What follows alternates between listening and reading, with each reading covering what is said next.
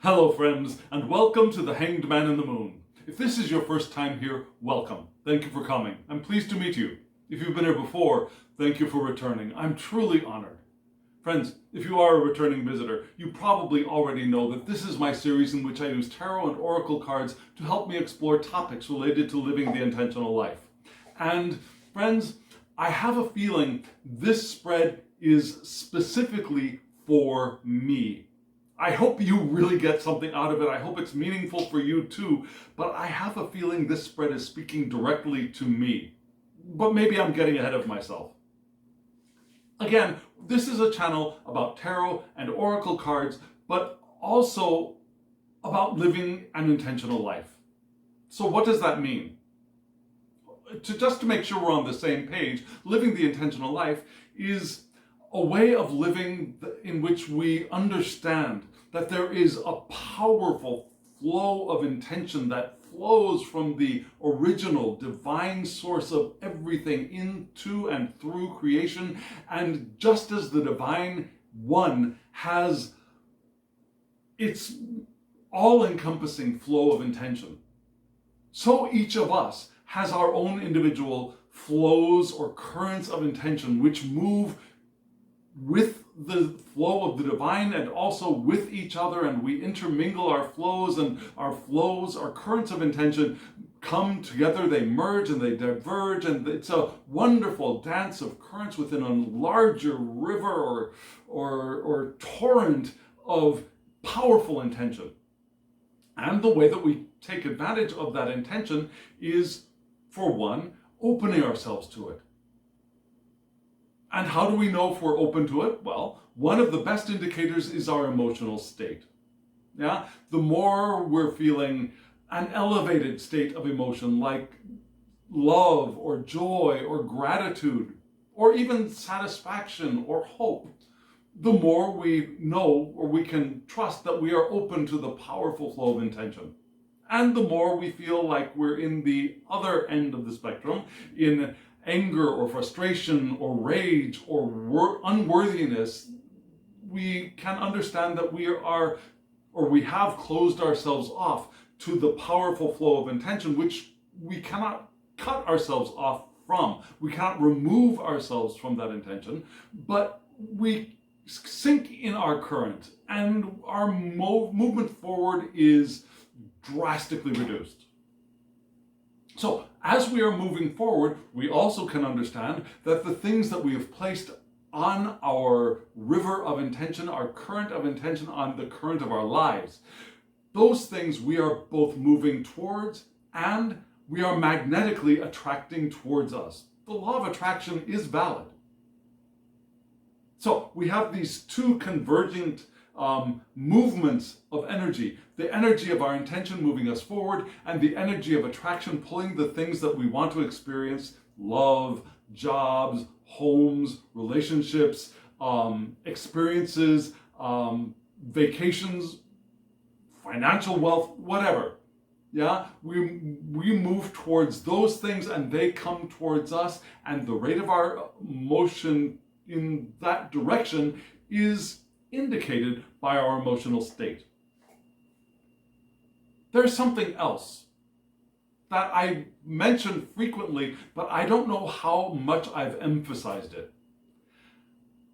The movement towards our experiences that we have energetically placed on the current of our intention is an evolutionary movement.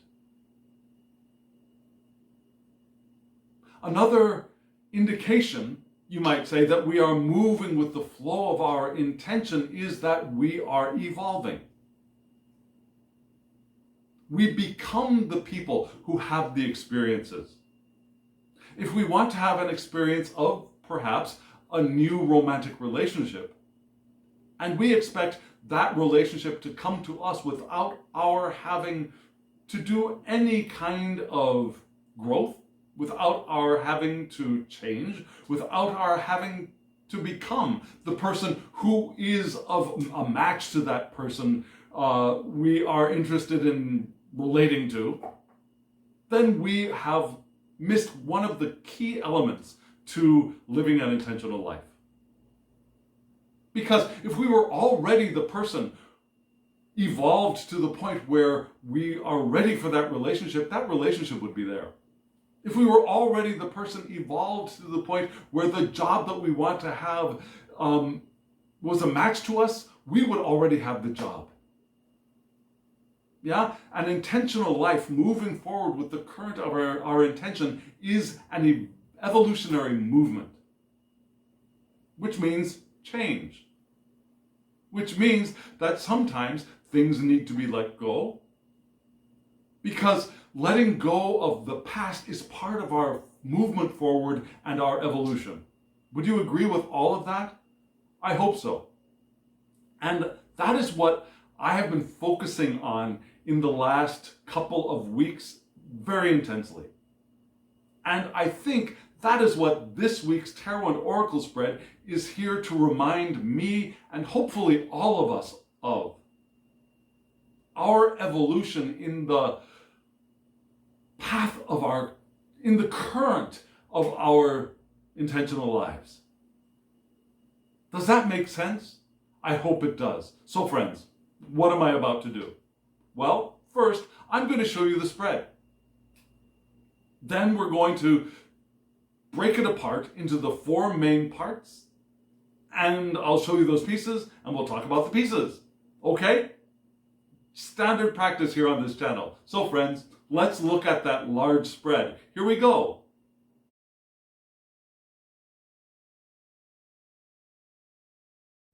What do you think of that spread? Isn't it beautiful? Aren't the cards gorgeous? Now, as usual, if you're curious about the names of the decks, the names of the creators, there will be a short clip at the end of this video that gives you all of that information. And also, in the description box below, there will be links if you want to go and check out one or all of the decks. They're all, to my knowledge, still available right now at the time that I'm recording this video. So go get them. I highly recommend all of them. They're just fabulous. One of them's even mass market, by the way. Just saying. So that was the spread. Now, just in case you are new here, let me just give you a quick overview of what you saw. Now, you noticed the 4 cards at the very, very tippy top, right? Those 4 cards are from one deck, and they indicate the divine light, the divine knowledge, the divine inspiration that is flowing into our experience and answering the question that I ask every week: how can we live our lives more intentionally in the coming week? So the 4 cards at the very top, they are the divine light beaming in to this spread. And then you saw 3 cards which looked like a column rising up, or perhaps like the stem of a flower.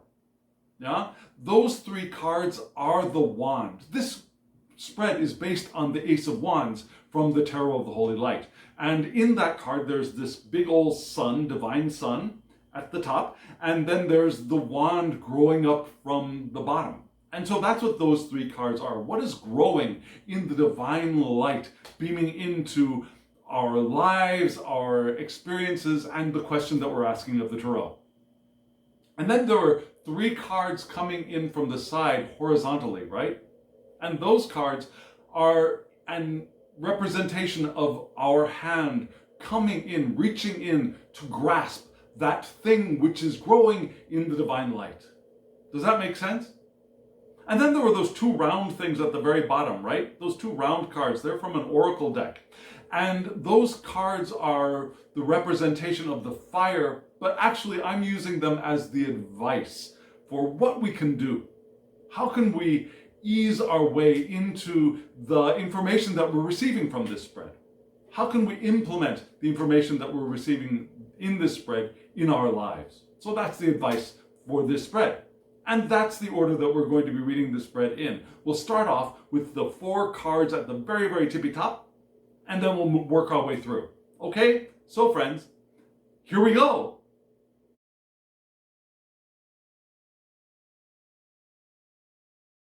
You just saw the 4 cards that represent the divine light coming into the spread. And you saw at the very top left, the Knight of Wands, reversed. Then we had in the top right, the Sun, reversed. And then in the lower right, we had Death, also reversed. And then finally, one upright card in the lower left, which was the Ten of Wands.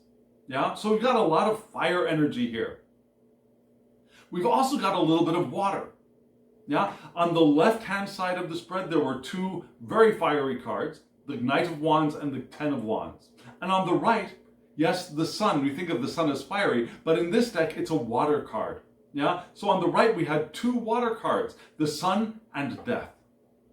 We also had one upright and three reversed, because every time I shuffle this deck, I shuffle in reversals. And you know what that means. If you don't know what that means, let me know in the comments below. I'll tell you. But every time I riffle shuffle this deck, I shuffle in reversals. So we got three reversed. It's not unheard of. Yeah? One upright, that seems to be a very important or indicative. It seems indicative of an important topic or an important element in this set of four cards. Because it's different, right? And so I think we're going to start reading from the bottom left with the Ten of Wands upright. And we're going to read these cards kitty corner or catty corner, depending on how you like to say it. Because there seems to be an interesting balance between the lower left and the upper right, and the lower right and the upper left. Now, kind of like an X. Lower left, fire. Upper right, water. With a picture of fire. Yeah? Lower right, water. Upper left, fire. So there's an interesting balance there. And also when we look at the meanings or the ways that I see these cards representing themselves in this spread, those associations seem to be pretty strong to me. So let's start with the lower left. Let's start with that Ten of Wands card. And let me show you, where are you? Right, let me show you this card. It's come up for us a few times in the last year, as one would expect, the Ten of Wands. There are a couple of cards that have not shown up in a year, which is interesting as well. But okay, so we've gotten this card a couple of times, the Ten of Wands. And let me see, maybe this angle will be better for you to see. What do you see here? We see a big fire at the top, right? We see 10 wands in the lower right-hand side of the card, I believe. At least to me, this is the lower right-hand side of the card. It would be right over here, yeah, the 10 wands. And then in the lower left-hand side, this is lower left, we see two tau crosses with two serpents, one red and one blue. The blue serpent we can think of as a mummified, long dead serpent, a serpent that has given its life on that cross a long time ago. The red serpent in front is still just a little bit alive. It's still hanging in there. It still has its vital forces flowing through it.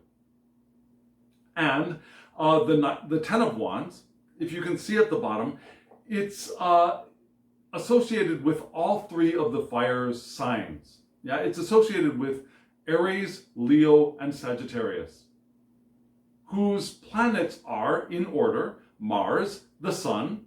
The Sun, that's another reason why I thought this card and then the Sun card would be a good match, even though the zodiacal associations are different. They're different, but still, echoes, right? Echoes in the spread.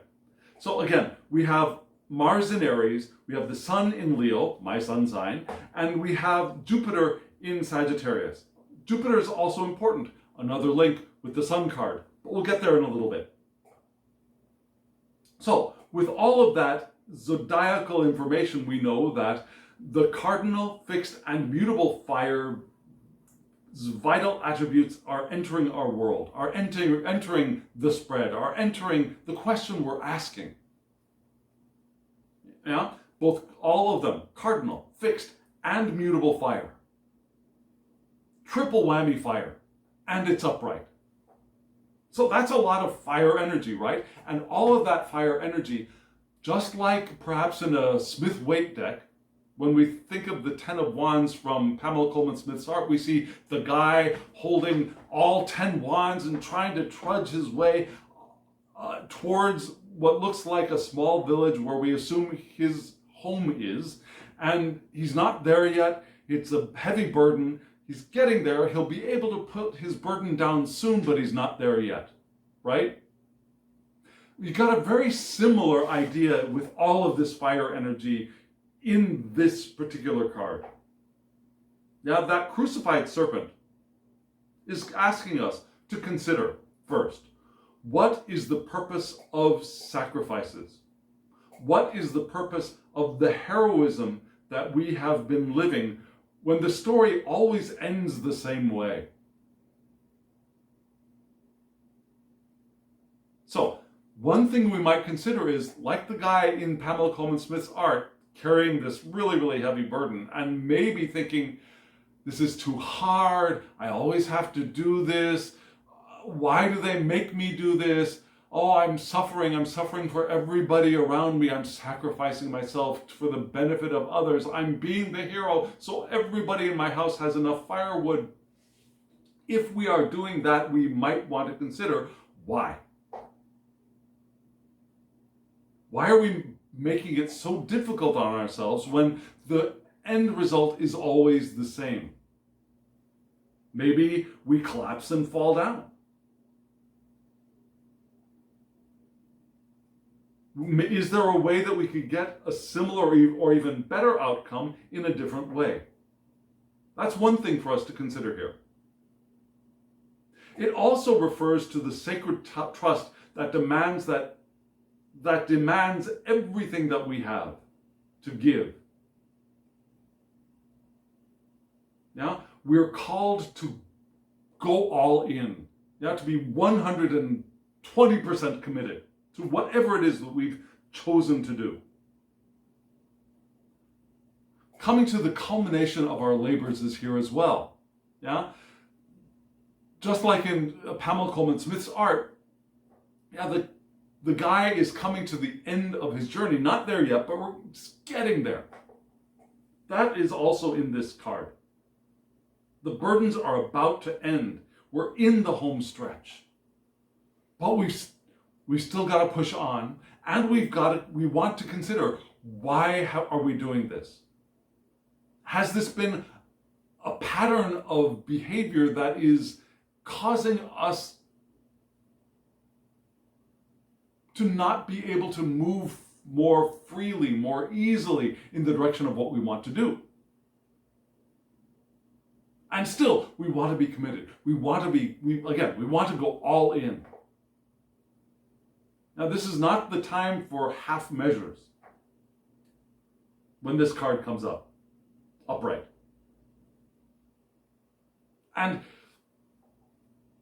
I told you that this spread really seemed to be speaking directly to me, because in the very recent present, I have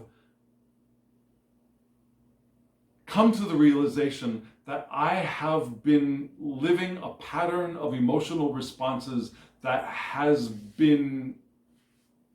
frozen me where I am. Not completely frozen, I'm moving forward a little bit. But I know I could do so much better. And this spread is really here to remind me, I think, particularly with this card, that one, what I have been doing up until this point has been giving the same result. And also, the thing that I'm selecting now is going to call for me to go all in, or it's not going to work. It's not going to be effective. I'm not going to be able to make the change that I've realized that I'm being called to make. Does that make sense? Now, if you're curious about what that call is, what that change is, what I am being called to go in, heart, body, mind, and soul, ask me in the comments below. I'll tell you. I'm an open book. If you want to read, let me know and I'll give it to you to read. So, but this is the beginning of a spread, and I hope that this is going to be meaningful for you as well. Now, right now, we're asked to go all in and consider, again, the things that we have been doing up until this point. Why? If there's a good reason, if there's a reason and it's a reason that is promoting our evolution, then yeah, keep doing it. But if we keep getting the same result, and that same result is one of, oh, poor me, oh, this is so hard, oh my God, oh, why doesn't anyone recognize how hard I'm working, or any of those lines of thought? I'm not going to be able to give you the entire list because it's infinite. But if what you were doing and have been doing repeatedly, repetitively, is pulling us into that set of negative beliefs and feelings of burden, of oppression, of when will it never end, any of those things, we've got to ask ourselves why. And is there a better way? Is there a better way? Sounded like bitter in my head, but I tried to say better. Is there a better way? Well, let's look at the card that I see as associated with this card, the Ten of Wands, and that is the Sun reversed. This is the Sun reversed, but because it's reversed, it's difficult to see, so let me show you the Sun upright. And this beautiful Apollo figure at the very, very front, right? Or maybe Helios. Beautiful body, face radiant with sunlight. And in the background, we see a couple in a passionate embrace on the ground. A beautiful card, right? And at the very bottom, you can see that this card is indicative of, or points to Pisces, my moon. Pisces. And its planet, it is the domicile of Jupiter, from which mutable water's vital attributes enter our world. Yeah, we got mutable water here. And we're going to get mutable fire again in just a little bit, but this is mutable water. And because it is the Sun card, it's number 19, the Hebrew association is Kof, which looks like a kind of oddly shaped P in an English letter. Yeah? And the Kof letter is the symbol for monkey. It's also the symbol for the back of the head. Yeah? The monkey mind. Right? It's also associated with the Sun, which is interesting because this is the Sun card. Now, the rune that's associated with 19, or the 19th rune, is Ehwaz. And Ehwaz looks a little bit like an M, and it is the rune for horse, you know, the thing we ride, a horse. And it's associated with, riding, with progress, with loyalty. Now those human-horse interactions, right? It's also associated with cooperation and partnership, sometimes even marriage. But I think particularly with the Sun here, yeah, the monkey mind pretending to be human, and yet there's a loyalty, a human and animal loyalty and cooperation also indicated, partnerships also indicated with Ehwaz. Now in reverse, this card is pointing to, instead of our external experience of the world, our internal experience. Here, the ego gets a little bit freaked out. Now the ego fears the soul's vastness, glory, beauty, and truth. The ego gets the glimpse of the truth of the eternal natures that we are having these human experiences. The ego gets a glimpse of that and is like, suddenly realize that maybe maybe there's something bigger than me. And it's like, oh, what the F, right? What the hell? So the ego can become reactive. And we can still open ourselves to the wisdom that resides there. We can open ourselves to the wisdom of the collective psyche as well here.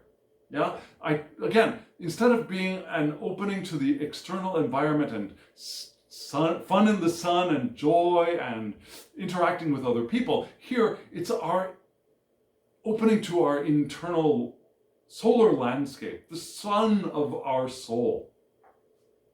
And part of that soul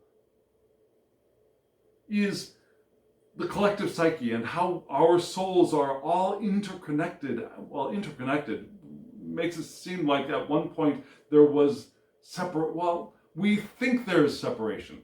There was never separation between our souls. Yeah, there's the eternal web of unity of all of our souls. And we can open to the wisdom of that web of oneness in this card. We can recognize the eternal nature that we are learning and growing in mastery. Because, yes, we are eternal beings having these human experiences. And in these human experiences, in the course of our lives, as we flow with the power of intention, we evolve. And here we can recognize that evolution, yeah? We can liberate ourselves from ego's self-referencing worldview of ego saying, I'm in charge, it's all about me, it's all about me. Instead, we can realize that, yes, ego, you're doing a good job, the stuff that you're in charge of, keep focused on those things. Everything else, let me handle it. Yeah? You have your place and I love you, and if you just focus on those things that you are really capable, competent at, you really shine in, we'll all be happy and harmonious. Yeah?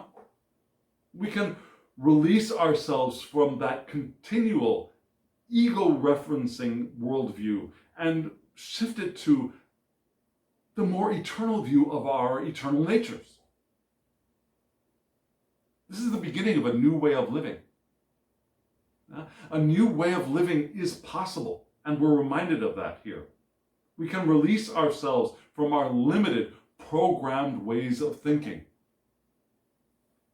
Which now maybe you see why I saw these two cards as being very interwoven, interlocked, speaking powerfully to each other. Yeah, here we've got we're coming to the end of a cycle of work that we're doing. We're about to be able to lay down our burdens. And one of those burdens is the burden of ego's self-referencing view. The fears that ego keeps pounding at us so that we believe that ego is the one who's going to be able to take us through all of the worries and problems and traumas and potential disasters and catastrophes that the ego is saying it's going to get us through. Because that's an ego-referencing worldview, right?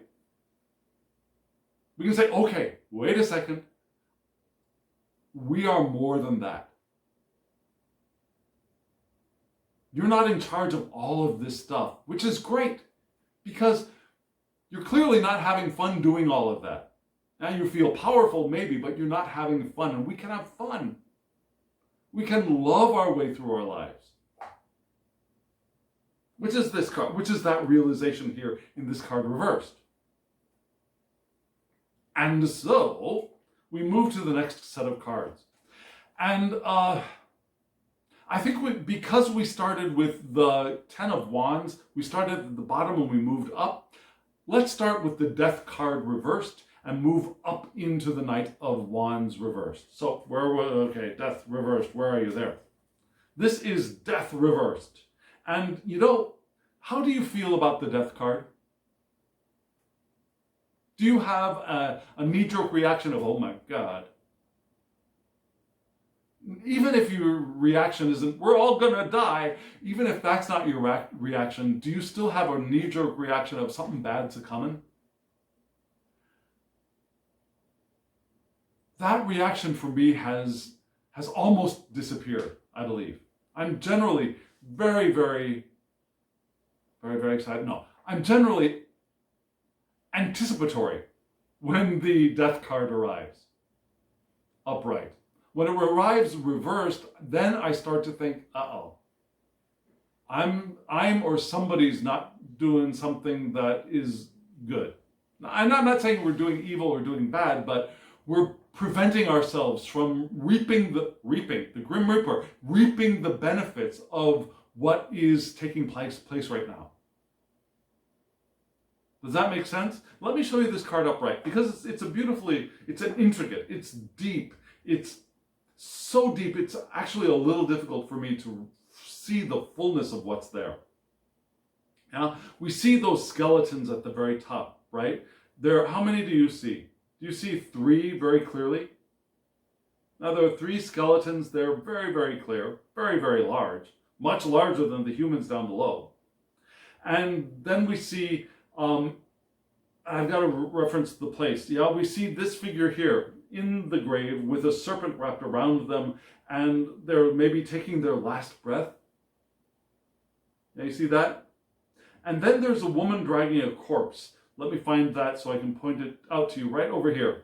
Yeah, there's a woman dragging a body, at least. I don't know if it's a corpse, but she's dragging a body in the direction of, I would assume, a grave. And there's a wall with a door, with a gate. There's a wall with an arch entrance or exit in it, right over here. So there's a way out if we want it. And death, you can see, is pointing toward water, the element of water. Yeah? So we don't have any planets directly associated with the death card in this deck. We've got water, which is a good balance to all of the fire that was on the other side of the 4 cards. But still, this is number 13, and as it is number 13, it points to the Hebrew letter mem, which kind of looks like a box. Of course, you might be saying, well, a lot of Hebrew letters will look like a box, but this one looks like a box. And this is the box of a womb. Yeah? Mem is the womb, the waters of life, which is an interesting association, being the waters of death here. But the grave is also a womb for a new birth, right? Does that make sense? Also, we have Iwaz as the rune. And Iwaz looks like an eye. And this is the yew from which bows are made. Yeah, the yew tree. And they used to use yew trees to make bows for, bows and arrows. It's also the rune that points to wisdom, endurance, protection, and initiation. So we've got all of those things. We've got endurance of death, but we've also got initiation of death. The initiation of the womb to a new life, to a new experience, to the movement through a transformation into something new, right? Which would be wonderful if this were upright. Yet this card came in reverse. So what does that mean? Well, it could mean several things. It could be the feeling of being rejected by the pruner's hook. Is that a meaningful thing to you? Where you feel like everybody else has been knocked out, has been knocked down. You're the sole survivor or one of the few survivors of something. Yeah? As we age, maybe we realize, or we start seeing all of the people around us, not all of the people, but many of the people that were our friends and our relatives start to transition to a new life, start to die, and we start feeling like that sole survivor. Now, it might not be that drastic. It could be that all of our friends failed a test, but we passed. Yeah? It may be that many of the people that we were running a marathon with, for example, they all passed out on the road and we got to the finish line. That could be one of those things as well. But we were rejected by the pruner's hook. We weren't cut down. And sometimes that can lead to what's called survivor's guilt. And again, that survival could be an actual life-death survival, but it doesn't have to be that drastic or dramatic. It could be the survivor's guilt of one who has continued living when those around have, metaphorically, begun dying. Metaphorically dying. Or, again, like a marathon, we got to the finish line, but all of our friends quit halfway or most part of the way. It could be, again, going to an interview with a couple of friends and you got the job and they didn't, right? So somehow we remained alive, and in the game we have ascended while others have perished. And so we could succumb to what's known as survivor guilt. It could also be pointing to difficulty letting go and moving forward in life. Because part of death's significance is the womb, right? Transitioning from one life to another. And as this is reversed, we're not letting go. We're not letting go of the past life so that we can evolve into the new. We're clinging to the past when it's time to surrender. And so, this card, when paired with, when associated with these two cards, seemed like a really clear message. Yeah? We've got these two cards pointing towards a call for evolution, a call for recognizing that it's time to let go of stuff and move forward, to opening to the wisdom that we have within, and also beginning a new way of living.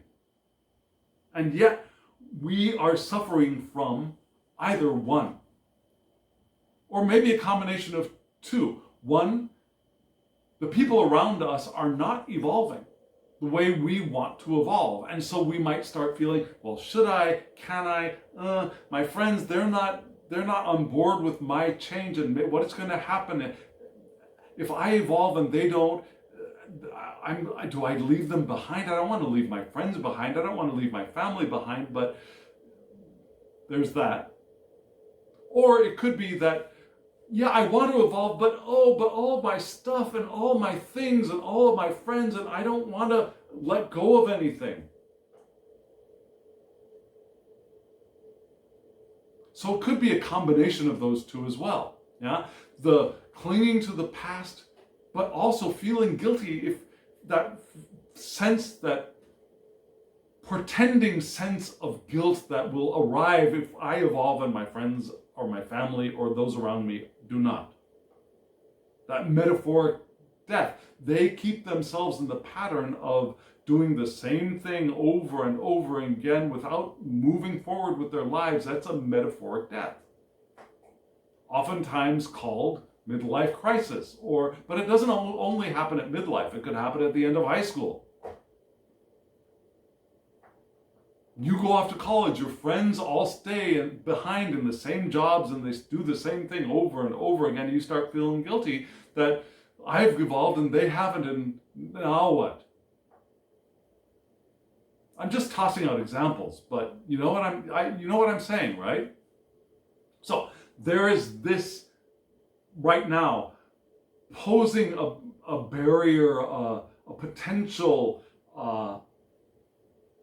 block in our path. And this card is paired with this card, the Knight of Wands, again reversed.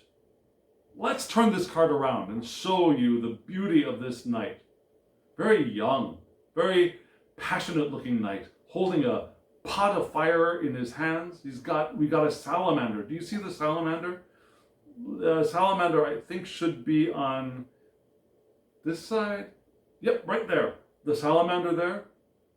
Now the knight is holding a wand in his hand. Her hand, their hand. Remember, we're all knights, we're all queens, we're all kings, we're all pages, no matter what kind of body we're inhabiting. We could be in a male body, a female body, a trans body, a cis body, an intersex body, an androgyne body, whatever. We have all of the aspects within each of us. So we have this knight in us. All the beautiful flora around, we got a sun above, we got a sun below.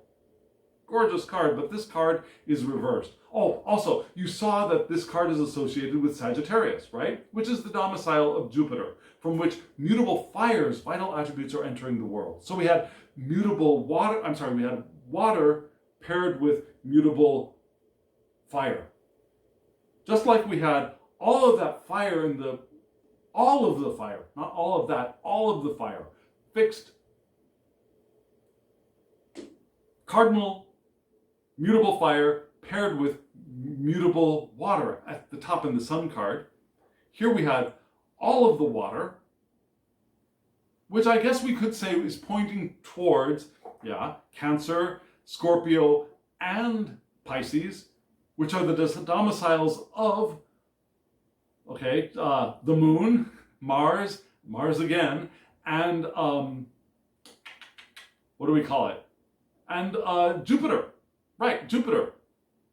So we would have all three: cardinal, fixed, and mutable water's vital attributes entering our world through the death card, in a sense.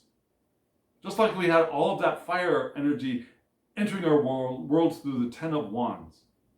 And paired up with Jupiter in Pisces, here we have Jupiter in Sagittarius. Reversed. So what does that mean? Well, the Knight of Wands, when the Knight of Wands feels blocked, what happens? All of that passion and excitement and anticipation and let's move forward and explore gets blocked, and then the righteous indignation flares up. The Knight becomes temperamental, right? And reactive. Reactions become out of proportion from the actual incident that sparks the reaction.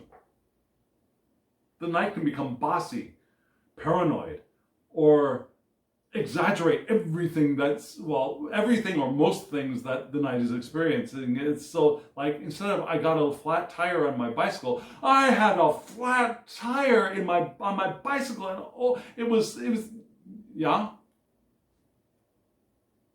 Why? Because the Knight is actually a closet perfectionist, secretly competitive, and insecure because of it. I'm supposed to be in front. I'm supposed to be the best. I'm supposed to be the most wonderful, and something's blocking me. And now, what's wrong? What's going on? This isn't supposed to happen, and I don't feel right. But I gotta win. I feel insecure, but this is not right. It shouldn't happen like this. This isn't perfect. Right? All of that turmoil is inside, which causes that reactionary aspect of blowing things out of proportion and being indignant and temperamental and offended. Anxiety expresses its temper in this Knight blocked. So, a lot of stuff to move past in this card reversed. Move past judgmentalism. Move past the indignant one, the offended one.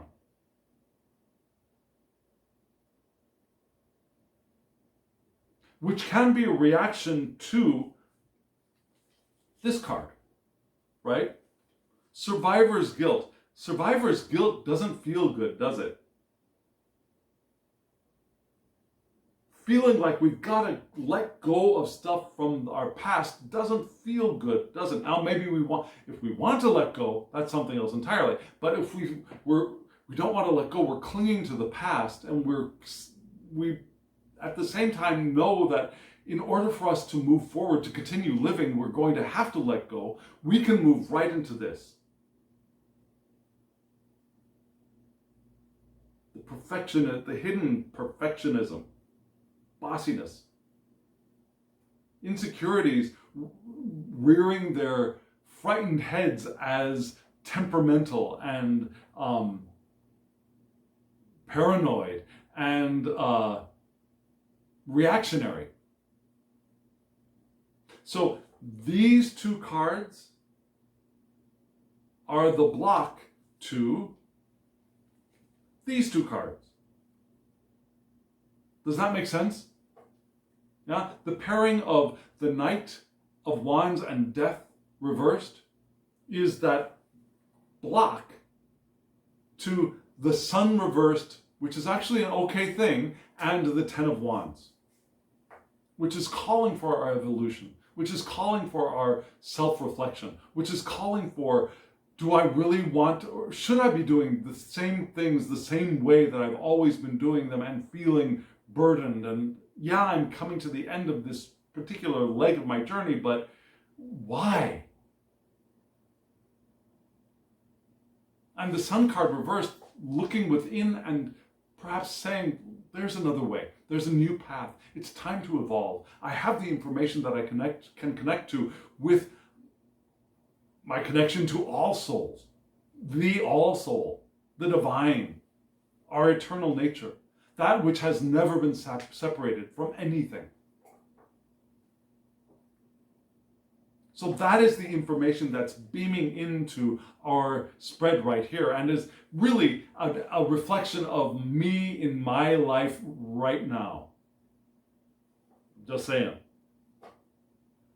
And so we're going to move into what is growing in the light of that, in that divine light, in the divine wisdom, divine knowledge, divine spirit that is beaming into our lives and how we can live our lives intentionally. Yeah? So friends, here we go. Let's look at that horizontal set of cards right now.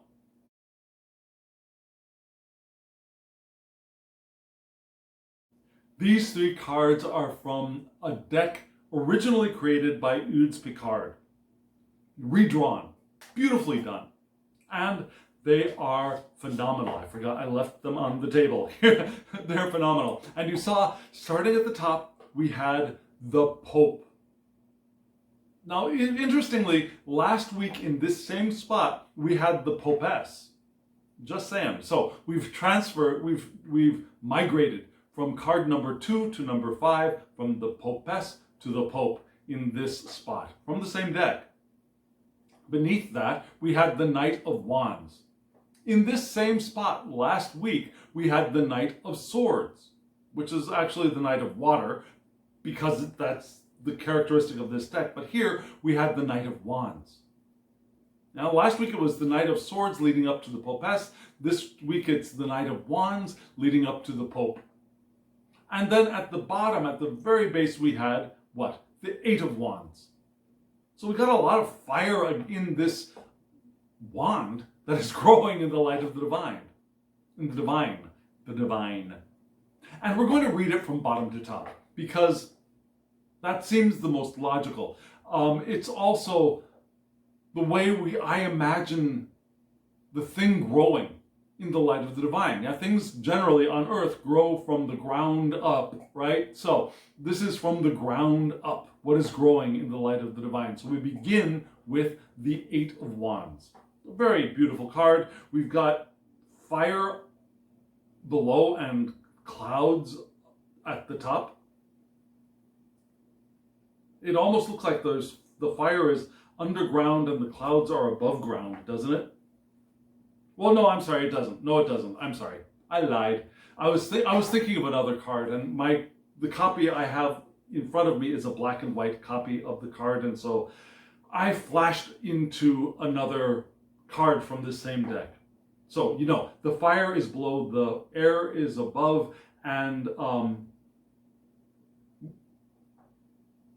which means, yes, so we've got hot, dry, and hot, wet. If you understand the way and the areas, the way that the elements are interrelated. Now, fire and air are both hot. Water and earth are both cold. Fire and earth are both dry. air and water are both wet. Yeah? So, fire is dry hot, air is wet hot. Why am I saying that? Well, because they balance, they match, they're on the same side of the quadrangle, of the square, they balance each other out on the hot side in this image. And so, the Eight of Wands in this deck points to poise. Yeah? That poise of both carrying ourselves through life with poise, but also the poise of getting ready, being ready to move into action. That kind of poise as well. The environment here is favorable to life, to exchanges and transactions, to an economy of growth or development. The environment is favorable for that. And also, we have this image of a compass here in a way, right? So we can find our direction, and there's an expansion of space-time in this card as well. Time and space can expand with this card, rather than a shrinking of like feelings of time shortageness or space shortageness of lack. This is the card of expansion of even space-time. Which is a little different from, for example, Pamela Coleman Smith's art, where we've got these 8 wands shooting through the air. We get the idea of swiftness. Even the Thoth deck has the keyword swiftness for this card, for the 8 of wands. Here, we got something else. We have the poise, the preparation, the readiness, and the expansion, which gives us the space to act, and the environment for transactions and exchanges and growth. This is the first step. This is what's beginning to grow. This is where we begin. And then the next card here is the Knight of Wands. Now in this deck, the Knight of Wands points to Aries. Can you see Aries there? Can you see the ram? Well, where am I? Sorry, showing you the wrong card. No, I'm sorry, you're there. Okay, so here it is. It's hard for me to see it. Can you see Aries in this card? It should be right here. There's a red ram's head up there, right in front of the knight's face. So, the Knight of Wands in this deck points to Aries, which is the domicile of Mars, from which cardinal fires, vital attributes, are entering our world. So we had this poise. It's like the horse is at the gate in the 8 of Wands. The gate has just opened, but the horse hasn't started running yet. That 8 of Wands, the poise, the readiness, the environment opening, the expanding. And here, the very next card, we got the horse, boom, bursting through the gate. Because that's what Aries does, right? Aries is the beginning of the cycle of the zodiac. It's the first of the zodiacal year. It's the infant fire moving into its evolution throughout the zodiac.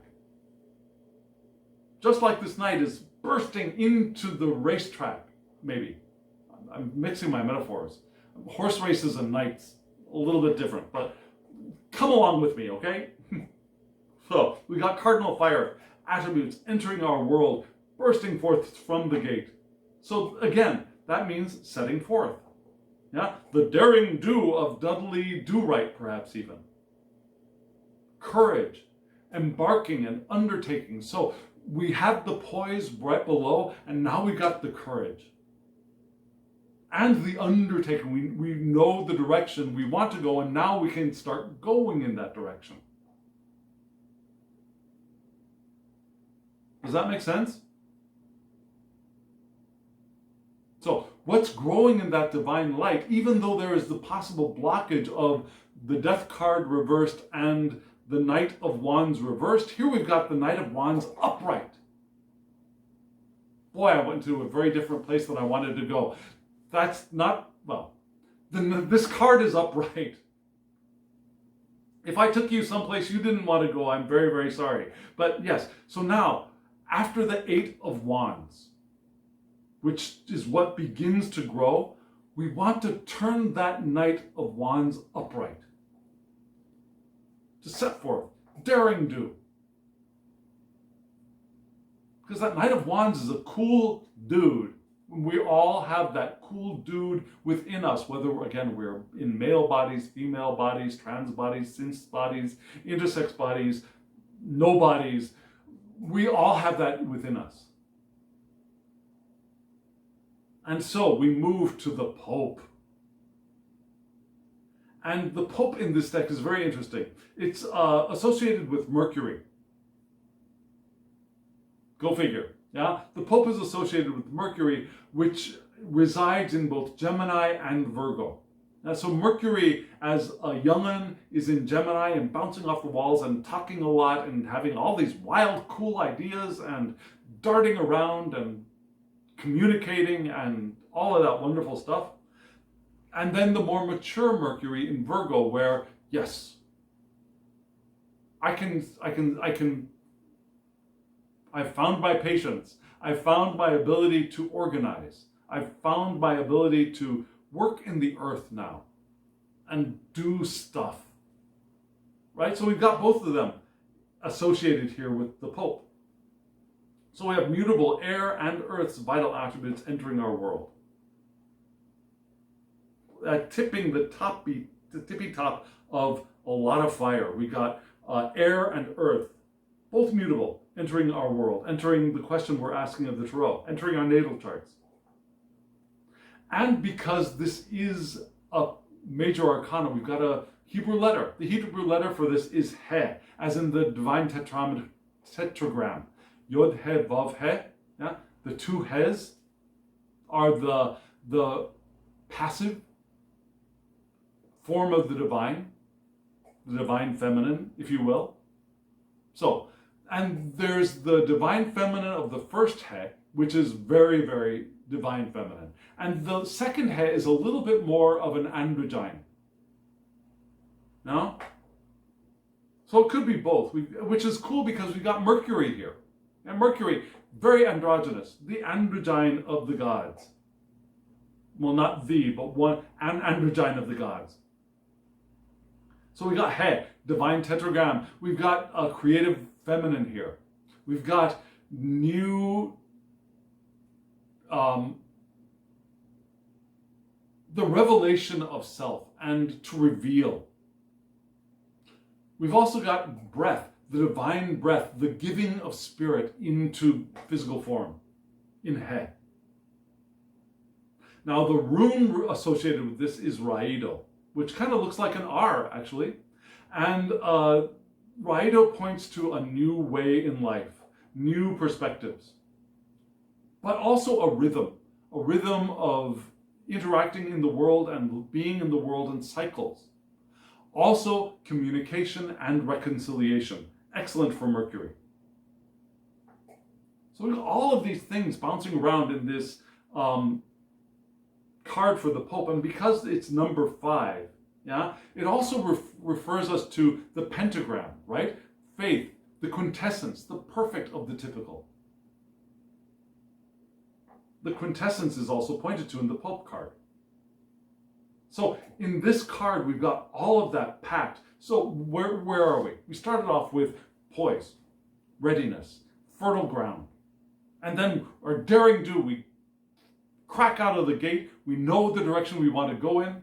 And now we have in the Pope card, we have the creator in the eye of the creature. We look up to the divine and we see who we can be and how we can evolve. The creator is revealed to us here in the card, just like this Pope is seen in the best sense. When the Pope is actually doing the Pope's role, the Pope is the transducer and transmitter of the divine through to the physical realm. So we come into our action and we open ourselves, I believe, as the Pope to revelation, divine revelation. which gives us an idea of our potential, of the possibilities of our evolution. Yeah? Of communication with the divine, with the not only the internal nature that we have in the Sun card reversed, yeah, the connection to the matrix of souls here in the physical realm. Here we open up like the sun upright to the divine nature as it is. Communication with the divine nature. To receive revelations. To receive the divine breath, the Newman, into our lives as evolving beings. Does that make sense? That's what's growing in our spread for us this week. And this is potential, right? We still got to find a way to reach out and get a hold of this power that is growing for us in the divine light. So how are we going to do that?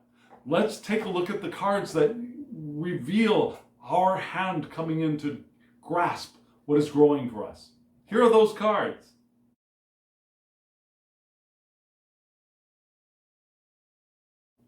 An interesting deck, right? This is a deck that was produced in Spain, and it's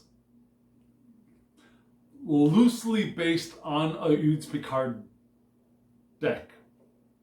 And you saw, moving from left to right, we had the Hanged. Actually, it says la picota, which actually means the pillory. But it's card number 12, and so for the rest of us, it's the Hanged Man card, which for me, you know, that's a very important card in the deck.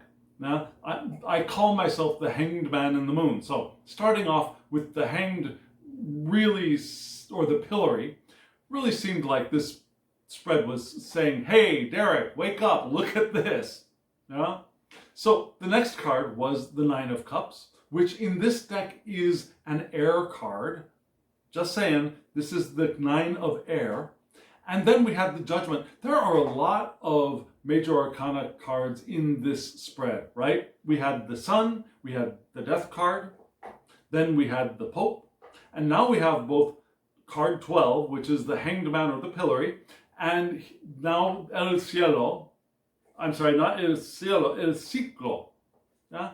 It's the Judgment card, it's card number 20, and yet in this deck it's called El Ciclo, which means the cycle, which is interesting. It takes us beyond that waking up from our sleep, which is one transition, to a recognition that this isn't the first time we've played this game, right? This is a cycle of fallings asleep and wakings up, and fallings asleep and wakings up, and fallings asleep and wakings up. So I guess that's why we call it El Ciclo. And we're going to start, as you probably can guess, from the left, because that's where the hand begins to reach out to grasp. So we start off with the Hanged, which is also the Pillory, which is also associated with Libra in this deck. Now, Libra is the domicile of Venus, right? From which cardinal air's vital attributes enter our world. We got air. We got two air cards here. Now, in the wand growing up, we started off with two fire cards, right? The Eight of Wands and the Knight of Wands. Here we have two air cards. The Hanged Man in this deck is associated with an air suit, with an air sign, I should say. And then the Nine of Cups is an air suit. And then we're going to move into water. Like we moved into, well, actually we didn't, we moved into, let's see, Mercury, which is in Pisces, which is in air, and we moved into air and earth in, at the top of the wand. Here we're moving into water at the tip of the hand. Did I just make it really confusing for you? Let's get right back to the cards. So, the Hanged, or here, the Pillory. You can see a pillory right there, right? Do you know what a pillory is? The pillory is a place where we used to put criminals, to put them on display in front of everybody. So usually their heads and their arms would be chained in place, and they would be out for public display as this person did something bad. Yeah, the pillory. You've seen that if you've seen movies about, for example, the United States Pilgrim's times, or around the 1700s, or in other parts of Europe, you would have seen pillories probably in those movies. Maybe even in some of the old Western films as well. But okay, so the pillory, cardinal heir, also associated with Lamed, because this is number 12, and Lamed is the ox goad. But it's also the symbol for learning and teaching. So we can both learn, and as we learn, we teach in the Hanged Man. The rune that's associated with this is Jera, which sounds like year, right? Jera, year. Yeah? And Jera is the rune for harvest, yeah, the annual harvest. Also abundance, cycles of life, like the cycle of a year, rewards, and harmony associated with harvest as well. So we have learning, we have teaching, learning and teaching, and we also have cycles and abundance and harvest associated with the Hanged Man. So while the guidebook associates this card with sacrifice, it also points towards knowledge. The knowledge that we learn and the knowledge that we share, and the knowledge which is the harvest of our experiences, right? And yet, this image is a forced stop. So, the first step of our reaching out to take a hold of that wand that is growing in the divine light is to take us to stop. Just stop. Remember, we had that Ten of Wands card where we had the Ten of Wands, which was, let me get it for you. Let me get that card for you. Now, the Ten of Wands, which is another kind of pillory, right? A forced stop here. We're told to wait. Look at where you are, what you're doing. Learn. Harvest harvest from the experience that we're having right now. And as we learn, we can teach ourselves and we can teach others. By example, hopefully, rather than our words, but also through our words. Because the very, very next card is what? The next card is this Nine of Cups, which is the Nine of Air. Yeah, the cups here are crystal cups which let light through, knowledge through, air symbols. So and here we can see the 9 cups there. We got 4 at the bottom and 5 above. So we got a very stable bottom at the top of breakthrough, but whereas the 9 of Cups in many other decks is the hope card, the wish card, here you notice that that butterfly is kind of trapped in the midst of all of those cups. So while we are perhaps moving in the direction of our heart's desires being fulfilled right now, we are trapped and anxiety is creeping in. And yet according to the deck, the guidebook, I should say, according to the guidebook, traditional thinking helps more than innovation. Which is interesting, considering we just left the pillory, and asking us to learn and teach. But rather than, okay, so what we just said traditional thinking, we didn't say conservative thinking, doing the same things that we've done before, but rather learning from our traditions, learning from those who came before us, rather than trying to figure it all on our own and trying to break through the glass barrier that we perhaps perceive in front of us. We want to learn from those who have come before us.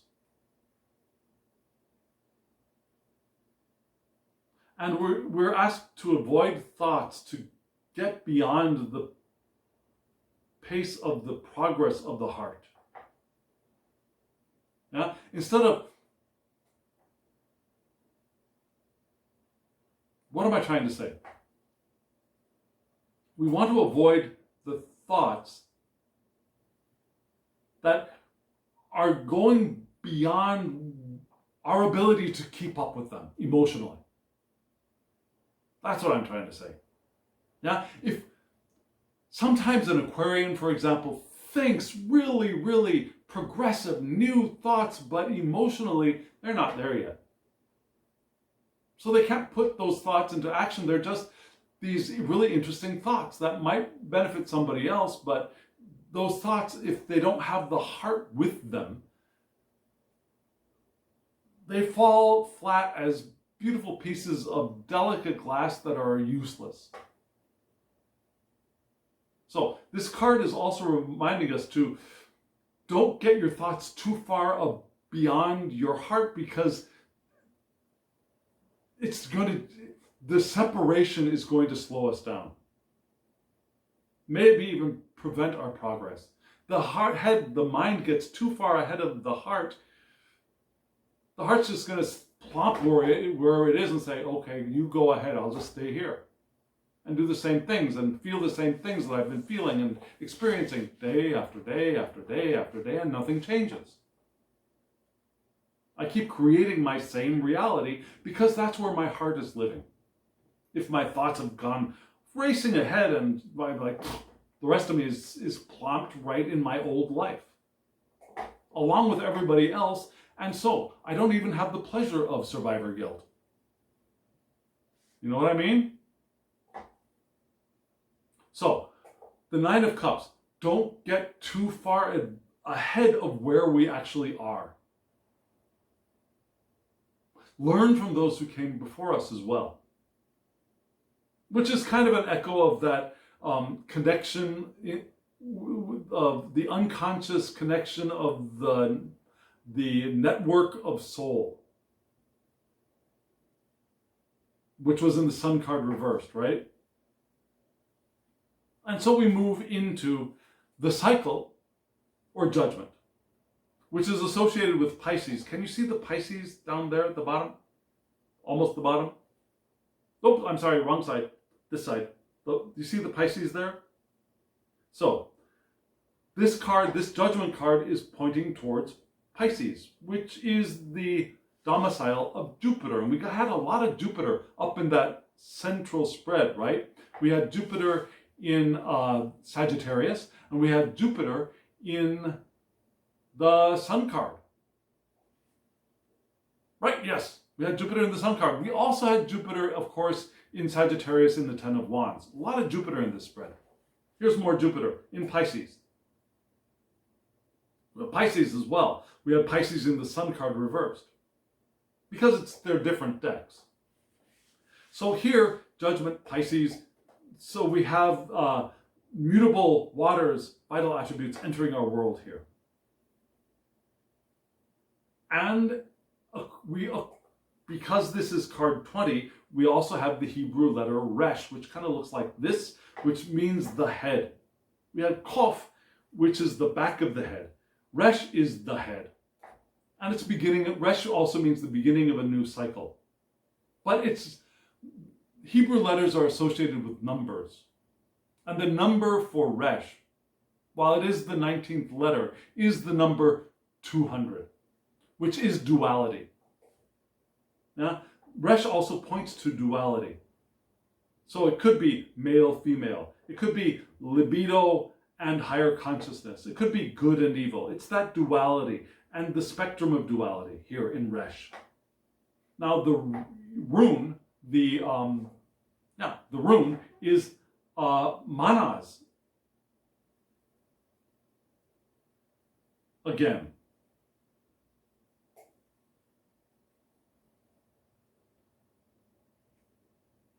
Well, okay, yeah, not again. It's manas.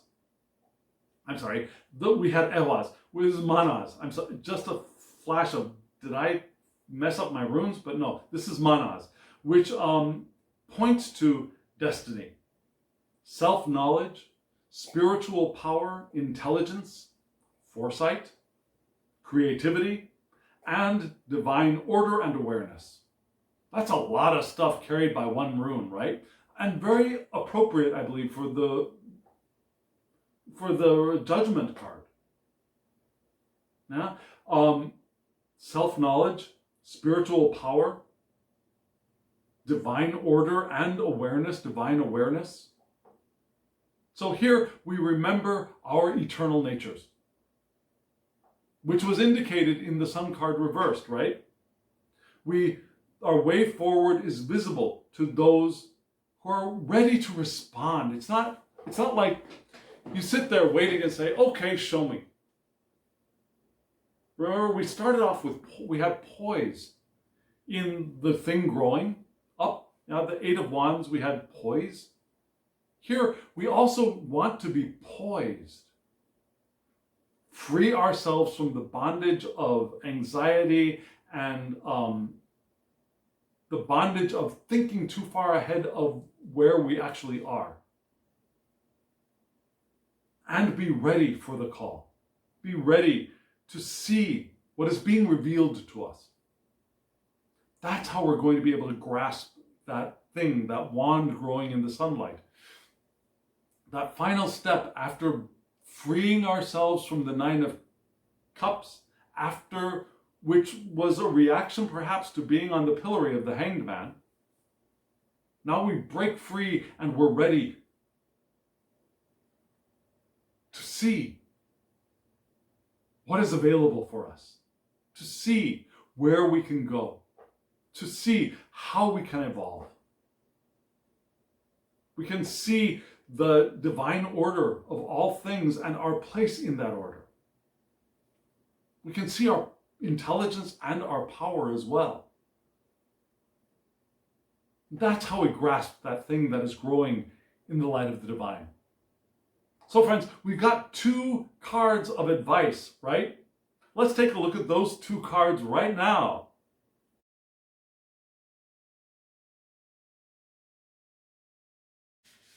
Friends, for the two pieces of advice you saw at the bottom. Well, actually, it's not the bottom for you. You just saw. For me, it's the bottom.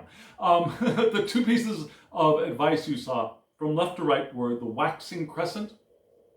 Yeah, the crescent that is getting bigger, the waxing crescent, and the blood moon. And the blood moon was pointing, I don't know if you noticed that, but the blood moon was pointing off towards the left. Yeah, instead of being upright, its head was pointing this way. I'm sorry, that would be the right. Sorry, let's see. Yeah, pointing off to the right. I hope that looks like it's to the right to you. But we start off with the waxing crescent. Here it is, right there. Not much to see on the card, although it is beautiful. You do see the crescent, you do see the sky behind the crescent. And the waxing crescent in this deck points to imagination. Yeah? Imagine a connection between our third eye and our throat chakra. Why would we want to do that? Well, it's time to connect our thought and our voice. It's time to speak our future into being. Through our imagination into our speaking of our intention. To speak as though the intention has manifested as well. Yeah? And which is different from faking it until you make it. It's not faking it. It's speaking it as though it were real. Like, well, that's faking it. No, it's different. Faking is where you're trying to trick yourself. Speaking your intention as though it was real is an act of belief and trust. It's not faking. It's believing that this is what is happening. Yeah? So, the deck, the guidebook for this deck recommends things like affirmations, rewording our intentions, creating purposefully, to feel the creative vibrations flow through us. And I believe that is the most important or the key point for this piece of advice. For our evolution, yeah, remember how we were just saying, don't let the mind get too far ahead of the heart? Yeah, we're not just thinking and imagining what it would be like, which can be nice, it can be beneficial, but we think it and speak it into being. We connect both the third eye and the throat chakra for it to move our heart forward with us and feel the creative vibrations flowing. So in a sense, we've also want to connect the heart chakra with the throat. So 4, 5, and 6, join them here in the waxing crescent. That's where we begin. That's the beginning of our advice. And so the next card we got was the blood moon pointing in this direction. Let me show it to you upright. I'm not sure that you see the somewhat cross-looking flower there in the center, right? And this is the blood moon, which is a time of transition, a time of transformation and emergence. Death energy brings life. That's from the guidebook. Death energy brings life. That's exactly what that the top part of the spread was pointing to, right? However, that's when the card is upright. This card was tilted off to the right when the way I read circular cards, when they are not upright, if they're upright, they're the upright meaning. If they're to the left, if they're pointing to the left, if the top is towards the left, to me, that is when the energy is lacking. There isn't enough energy behind whatever the topic of the card is. When it's pointing down, we are resisting it. There's something that's trying to make its appearance, or it's trying to, that it's time for, but we're, no. When it's pointing off to the right, that's when we're working too hard. We're trying too hard to make it happen. So, because this was pointing in this direction, we started off with our imagining and speaking our transformation into being. And yet we want to be careful, don't try too hard. Yeah? Allow ourselves to retreat and rest in darkness, to integrate what we are experiencing. Now, if we try too hard, that's another kind of resistance, which reminds us a little bit, I believe, of the pillory card, right? So don't try too hard. Don't get your head ahead of the rest of your body. Allow yourself to retreat and rest in darkness and integrate what is happening and has happened for us. Surrender and trust that though things may be difficult to learn, we can learn. We can surrender in this cycle to what is happening. Because we found our compass, we found our direction. And maybe we think, well, it's not happening quickly enough. It's not happening the way it's supposed to happen. We might start going into that Knight of Wands reversed, and then the advice is, whoa, Nelly.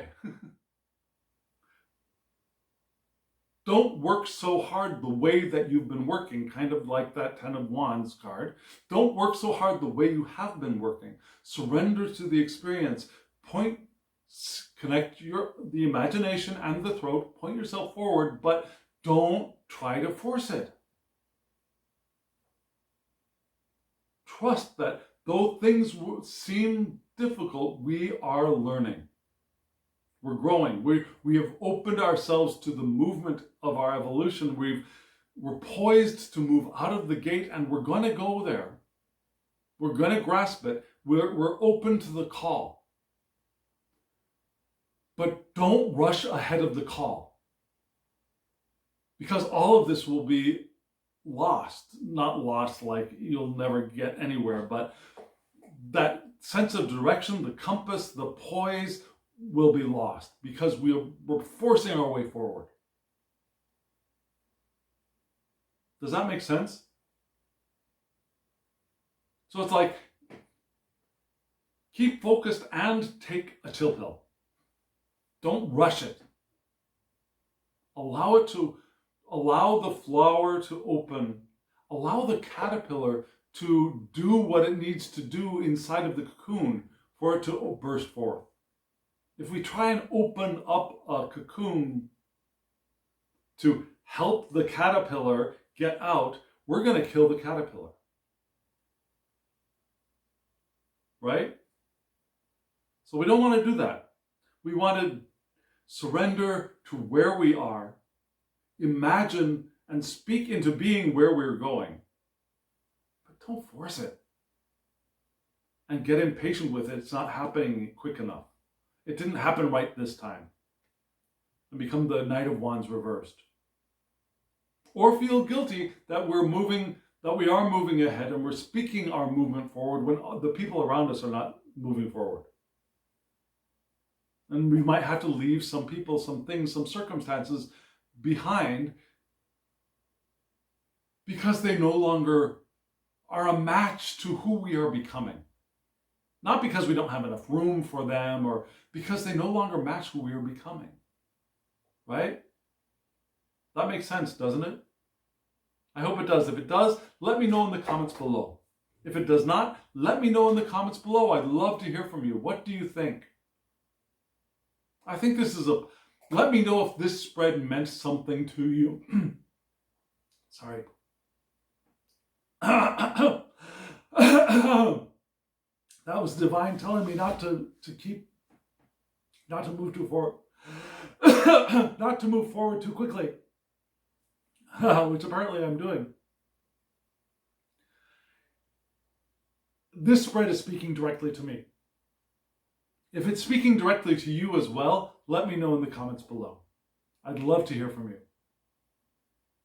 And hit that thumbs up button if you're still here. Oh, there we go. I'm starting to free up. If you're still here, hit that thumbs up button so that YouTube knows that you got something out of this video and other people will be attracted to the video as well. The algorithm will show the channel to other people. Subscribe if you haven't subscribed and hit the alarm bell so you get notifications of when I upload videos. And really comment below. I would love to hear from you. If you want a reading from me, my email address is below.